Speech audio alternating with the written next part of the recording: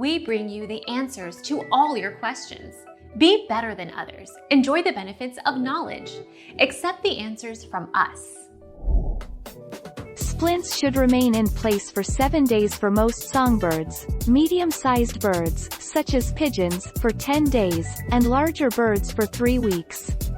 The bigger the bone, the longer it takes to heal. Leg bones allowed to bear weight heal faster than wing fractures. Our mission is to provide accurate answers.